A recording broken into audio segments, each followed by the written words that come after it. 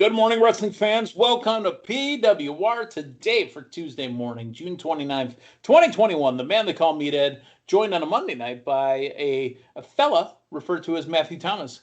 Good morning there, yes, fella. I'm making one of those random Tuesday morning appearances, huh? Yeah, it's gonna be easy like Tuesday morning. And you know what? I don't get to sit in this seat very often, but here I am on reviewing what at one point was the flagship show of WWE. I guess you can say Raw is still the flagship show, even though the other one's on the Fox network. The flagship is SmackDown. Yeah, it's what Raw is always going to be the flagship for me. No, Michael Cole's on SmackDown. SmackDown is the flagship show. I can have my very own ship and my very own flag. Thank you. And that's why Roman Reigns is on SmackDown. That is the company's number one guy. But well, I don't know.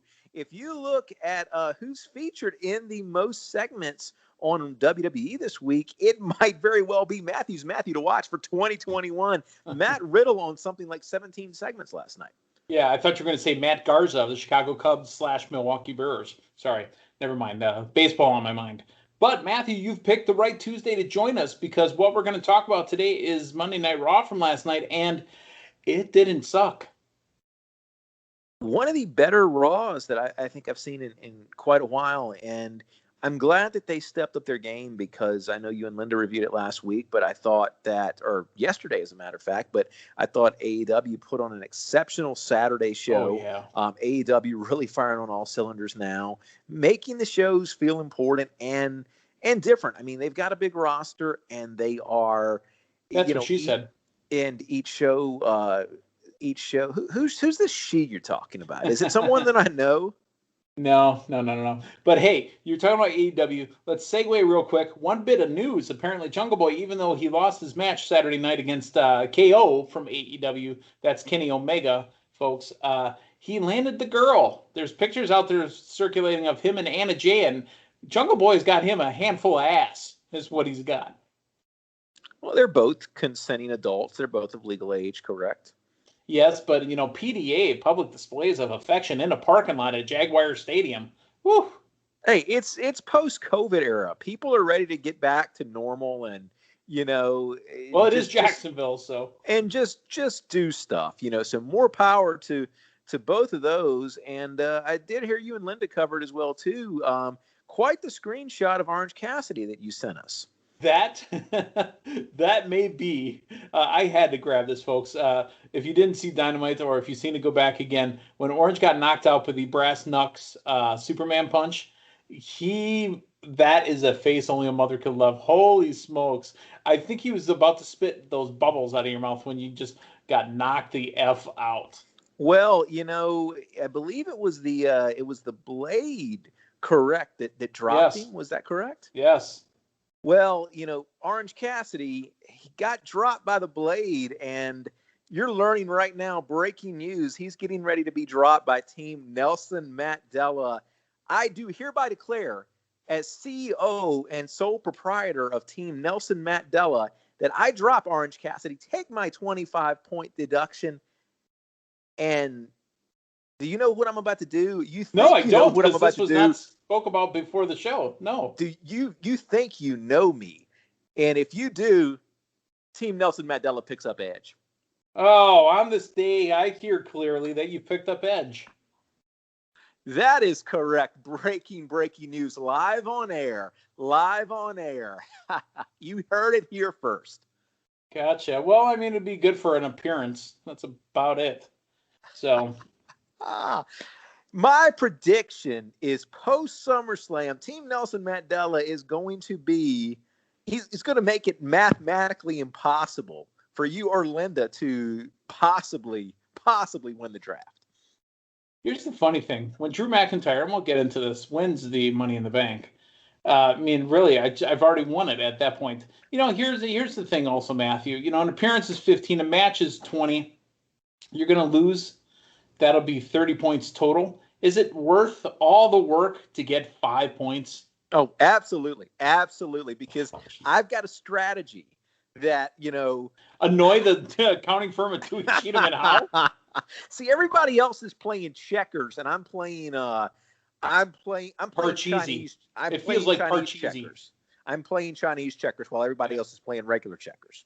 Isn't Chinese checkers just marbles? And man, I think maybe it's SummerSlam, maybe it's the pay-per-view after SummerSlam, but once at some point everybody's going to see this plan. They're going to see this plan come to fruition, and they're going to say, man, that guy had it from the start. He knew exactly what he was doing from the start.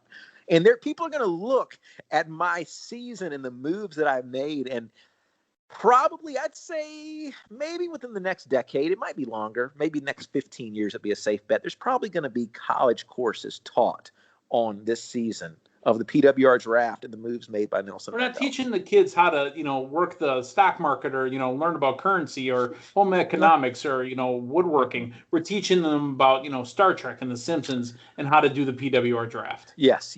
And I mean, who knows? There might be nations that are listening to this and watching my strategy for, You sound like Bill and Ted, and part 3. What was the name of Bill and Ted's part 3? Bill and Ted, Third Time's a Charm, starring Bill and Ted. Something like that. That's what you sound music, like. Right? Such a Was it Face the Music? Face the Music. Yes, such a concocted. Oh, my God. Before we get too far into this, we didn't concoct our sponsor. We actually have a sponsor. Matthew, who is that? It's Collar and Elbow brand. When I wear clothes, I make sure that it's Collar and Elbow brand. The material is second to none. It is the most comfortable material that I'm as comfortable as I've been when I'm in a collar and elbow shirt than I've been since I was in the womb. It's that comfortable. If you want to save money and feel like you're in the womb with Matthew Thomas, head on over to collarandelbowbrand.com. Enter promo code LindaK, LINDAKAY. Save yourself 10%. I've sent I whispered in the ear of a birdie that hopefully is going to talk to Uncle Al. I've said I want my White Castle Collar and Elbow brand t-shirt. But you know what I think? When you said that, you've never been more comfortable than when you're in the womb. We need to start making collar and elbow cod pieces. I really think that's where it's going here. No. I mean, as the visionary like you are, I think you're really onto something. Put on your merkin, grab a collar and elbow cod piece, and there you go. You're out celebrating summer. America. July 4th coming this Sunday, by the way. All right, so we talked about the AnnaJay and Jungle Boy. Glad that he's, do you think he does the Jungle Boy chant when it's time? I would hope so. I would hope so too. That's a pretty good idea, actually. I want to talk about one other thing here. WWE wise. Vince McMahon, Linda and I talked about it yesterday. What were your thoughts of Vince McMahon showing up looking like the sociology professor, at the back of a nightclub, talking to Donnell Rollins? I love it. Since we've been doing this show, you and I, in some incarnation or another for the past near decade, I don't think we've ever had a news story where Vince was anywhere. Right. I mean, if he went to the freaking 7-Eleven and got some Slurpees and nachos, and somebody took a picture of it. If he went to the 7-Eleven in a hoodie and some basic Reeboks, some dad jeans, that'd be fantastic. I mean, talk about Mr. No Days Off. That's Vince McMahon. Oh my God, man! Hopefully, this freaking starts like an era of Vince's life where he quintessentially living life. That's what we want. He goes to just any attraction that's in town. He starts going to concerts. He starts going to comedy shows, monster truck rallies. He shows up at the monster truck rally. That's exactly where I was going. I'm here to shake things up a little bit. I mean, just freaking, like high school basketball games. Tony Khan talks about his forbidden door. I'm going to open up everybody's forbidden door. Sesame Street on ice, just the whole 9 yards. Paw Patrol on ice would be where he should be. Okay. All right. So Vince McMahon out. Obviously Stephanie was in the background of that pick as well. I assume Trips was there. Probably Shane. It's nice to see him out doing stuff. Vince, you've given us everything as far as this has been your life. This has been what you do for a living, right? Go out and just enjoy your life, dude. Go out and do it. All right, one more thing, actually, that I want to talk about. Speaking of Triple H, Samoa Joe, when he got released, apparently got a text the same day from Triple H that says, "Slow down. I think we're going to bring you back, dude. Let me call you back. I just got out of a meeting. I got an idea." Man, you got to wonder the various emotions that going through Joe. Talk about mixed messages. Wonder if TNA is going to change or Impact's going to change the teaser for Slammiversary, because Joe featured pretty prominently in that teaser they've been displaying. Yeah, I don't think they will. But I've been through something like that before, where one of the incarnations of me at this job, I had gone through the training. I had not qualified. I was set free, but they said, "Keep your stuff. Expect a call tomorrow." And then I went off and went to a subsidiary of them that they set up and said, "Keep doing what you're doing." It's like being sent to the minors for a couple weeks. Yeah. Go, find your swing. We got a spot for you. Don't worry. And then you get Let me ask you this. Did the call you received, did that come from Triple H? It didn't. It came from a guy named Tom. Oh, so basically the same thing. Basically the same thing. Yeah, he was no Tom, Dick, and Harry, but it was definitely from Tom. So wonderful. Triple H's real first name, the reason he uses the 3 H's is Happy Harry Hardon. I don't know if you knew that. Yeah, no, that kind of rolls off the tongue. Yeah. Reference to the 90s movies with Christian Slater, by the way. Go look it up. Finally, let's talk about Raw real quick. The star of last night's Raw is also Matthew Thomas's Matthew to watch in 2021, Matt Riddle. Oh, my goodness.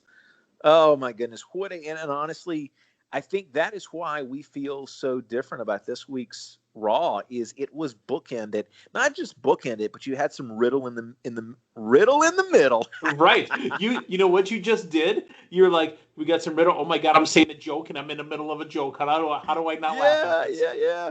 Now, and Riddle in the middle was Riddle and Damian Priest. I mean, you basically had your show sprinkled with Matt Riddle, and my goodness, whatever comes out of Money in the Bank, I mean, Riddle is in a great position. And we've been talking about it for better part of a year. When AEW got back on the road, the guy to watch, the guy that was going to get that crowd reaction, is the guy who's basically opening every single show, and that's Adam Page. Matt Riddle is that guy in WWE. He is. And, I sent you a message real quick as we were watching it last night. I said, dude, I didn't realize. I just realized now I need to see Priest and Riddle on pay-per-view. 100%.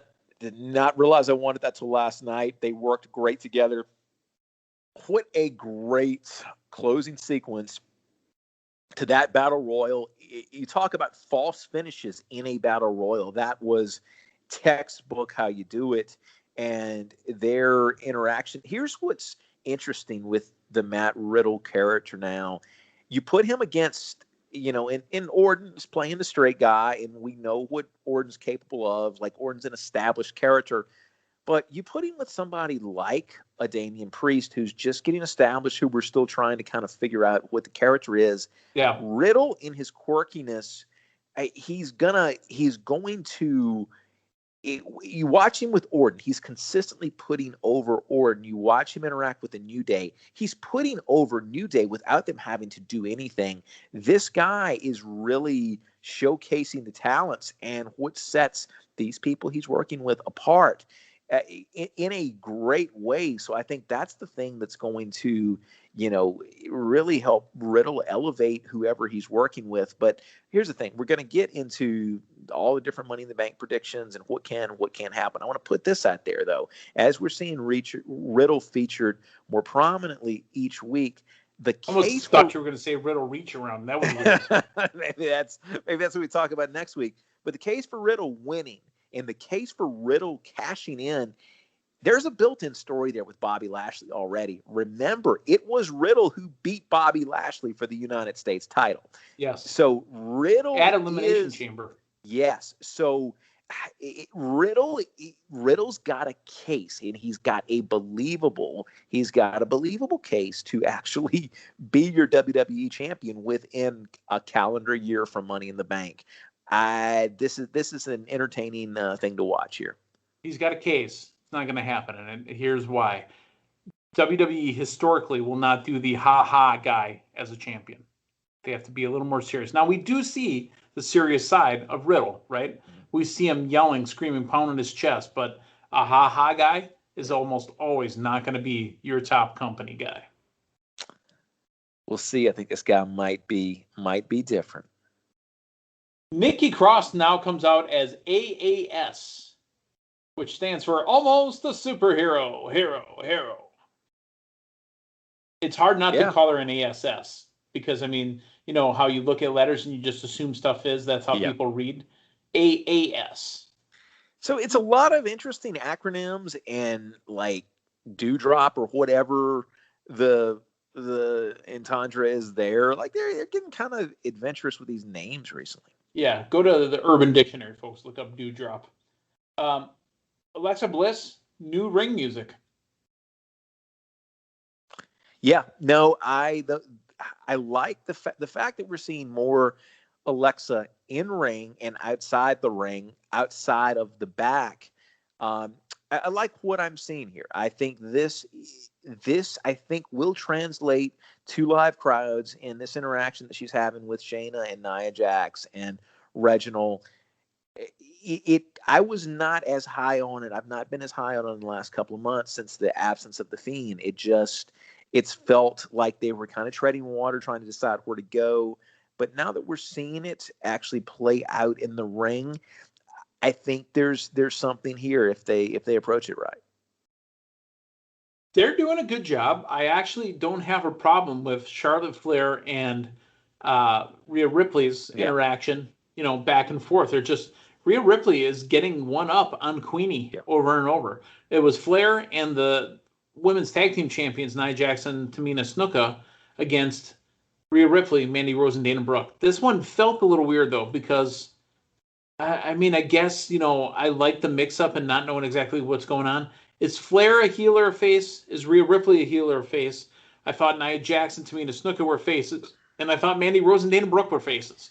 I think they're trying to troubleshoot some of the potential problems ahead of time that can exist when you bring somebody up to the main roster and immediately put the title on them. That's the case with Rhea. Now, Rhea, if you remember when she made her initial appearance prior to WrestleMania, she was like a heel for a couple of weeks. Got the title, not a heel. They have not, and again, you're doing a little wishy-washy. You're doing this in the Thunderdome, so you're going on no audience feedback. Thunder. No audience feedback at all. So I think what they're doing now is basically they're trying to tell the story of this is Charlotte's protege, even though she's got the title.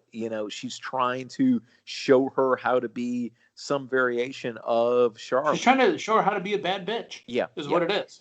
And I think that you've got two very similar situations with both of your women's titles now, because you've got Bianca Belair on SmackDown, who's had a little bit longer of a tenure. But Bianca Belair, that character, at least in my opinion, and I think based on kind of what I've been hearing from you, I don't think that character is established yet on the main roster. No. I don't know what we're supposed to necessarily make of Bianca Belair. And what I'm seeing so far with the storylines, it's the formula is pretty much she'll come down to the ring, and it's with the entrance. I almost feel like she's in a loop. She'll come out to the ring. She'll twirl the ponytail. She's got it down to a science, but it's almost a very video game-esque entrance. Yeah. And we use whatever feud that we're in to go back to the story about somebody who is proud of her family, who has overcome some type of, some type of adversity with somebody, and trying to, she's like what she's doing now with Bayley. She's trying to wrap it into an overall picture of somebody bullying her or trying to keep her down. And, there's certainly a place for that, and it's certainly inspirational, but that's what every feud with Bianca has become. It's her not necessarily getting invested into the conflict with who she's in a feud with, trying to take it over for some overall, overarching theme. And they keep going to that well month after month after month. And so at least with what you're doing now with Rhea Ripley, you've got a self-contained story. I don't feel like you're getting that on the SmackDown end with Bianca. So two different approaches, but two overall similar situations they're in with both of these pretty new to main roster talent as your champions. You make a good point. I want to talk a little bit about Elias and Jackson Riker. Dude, we have said this over and over. And again, that's professional when you call somebody dude. We have said this over and over. The best kind of TV is we get somebody super serious or somebody super heelish or whatever, and you got the funny guy running around them, right? Guess who came to the rescue of Jackson Riker? It's a returning R-Truth. I'll tell you what, man, this new version of Riker, it's the hair and the intensity. He terrifies me. His music doesn't fit, though. He terrifies me. You know who's he's reminding me of a little bit more of an emotive Sam Shaw is what I'm trying to say, but Dexter Lumis. Okay, yeah, and they got kind of the same look, but dude, his music doesn't fit because you get this intense, chugga chugga chugga chugga chugga chugga chugga chugga, you get this intense dude. He comes out with when I hear the music, I looked at him again. I'm like, show got a purty mouth. Come on, squeal like a pig, squeal louder, louder. That's what I think. But he was backstage last night giving himself the strap. Right. And then on, when he went to the ring, you see what I did there. Then you get this poppy country music. It didn't work. I love the character, though. Let's keep going with Jackson Riker. I think having R-Truth buzzing around him. Hey, man, can you see me? That's absolutely fantastic. R-Truth, we missed you. Thank you for coming back. I love the actually 24/7 gimmick being brought back. And you know what? The 24/7 belt was pretty much always there, but now that R-Truth showed up for the Battle Royal last night and then showed up backstage again, the 24/7 belt's back in play again.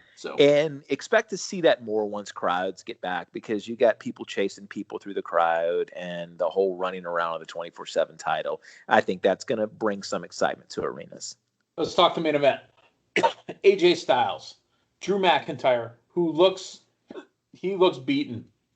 And again, they said, so you want to be a WWF or WWE wrestler, huh? You want to be a superstar? And then they show the pictures of McIntyre's back again from the lashing from Lashley that he took. Well, you said that you got thrown off by it, the way they were setting us up, but they put it right out there in front of us the whole time. Look at Drew McIntyre's back. The winner of the match last night in the triple threat, Drew McIntyre, making his way to Money in the Bank. There was no need, I think, for Matt Riddle to win that, because there's no need for Randy Orton to be in that match. Yeah. Okay, so we've got Matt Riddle already in the match, so it's okay that he lost. Yeah, and honestly, you throw another wrinkle into Money in the Bank. Now you've got the stipulation with Lashley; he can't defend his title against McIntyre anymore. But McIntyre wins the briefcase. Does that render that null and void? Nope. You know what it opens up, because the draft is coming in August. It opens up him going right after the head of the table. Yeah, absolutely. And that, even though you got it some time back, at this point, he's different than he was a few years ago. So is Roman. And I mean, that's a fresh matchup right there. No, I'm intrigued. And I mean, you've got, I think, looking ahead to Money in the Bank now, you've got what I think is three viable people, that can win it. You got McIntyre, you got Riddle. I think Big E is worth discussing as well. Okay. And, it's time for Big E to do something, even though the Kofi stuff with MVP was pretty good. I felt it. So.